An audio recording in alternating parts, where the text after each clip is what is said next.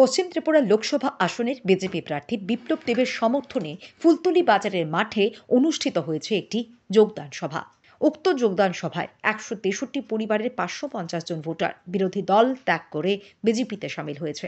তাদের হাতে দলীয় পতাকা তুলে দিয়ে বরণ করে নেন প্রদেশ বিজেপি সভাপতি রাজীব ভট্টাচার্য, ছিলেন কমলাসাগর বিধানসভার বিধায়িকা অন্তরা সরকার দেব সহ অন্যান্যরা।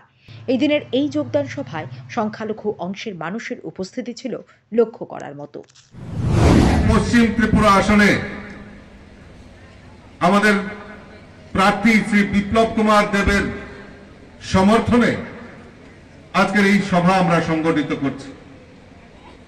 তার মধ্যে আমাদের কিছু কার্যকর্তা আমাকে বলল, এখানে প্রায় ১৪২ পরিবারের প্রায় ৫৫০ ভোটার আজকে ভারতীয় জনতা পার্টিতে যোগদান করছে।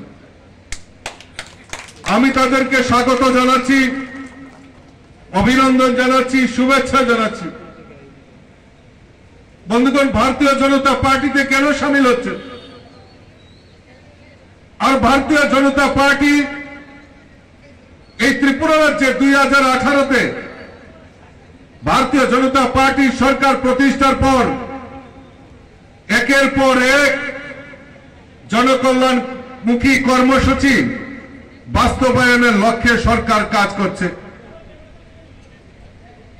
তাই মানুষ দিকে দিকে একটাই শুধু কথা বলছেন যে ত্রিপুরা রাজ্যে আর অন্য কোন রাজনৈতিক দল আমরা চাই না।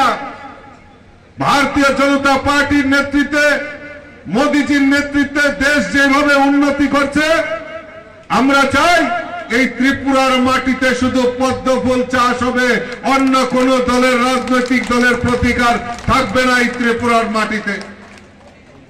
তাই দিকে দিকে ভারতীয় জনতা পার্টিতে কংগ্রেস এবং সিপিএম ছেড়ে আজকে ভারতীয় জনতা পার্টিতে যোগদান করছেন।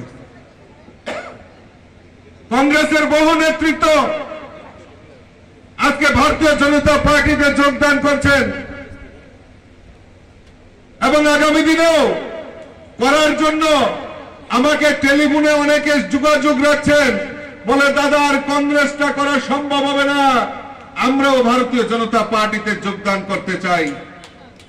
সিপিএম এর অনেক নেতৃত্ব ফোন করে বলছেন, বলে দাদা আমরাও ভারতীয় জনতা পার্টিতে যোগদান করতে চাই। বন্ধুগণ, কারণ ২০১৮-তে ২০২৩-এ বিধানসভা নির্বাচন সংগঠিত হয়েছে, আর আমরা দেখেছি সেই কংগ্রেস আর সিপিএম একসঙ্গে হয়ে নির্বাচনে লড়াই করেছে।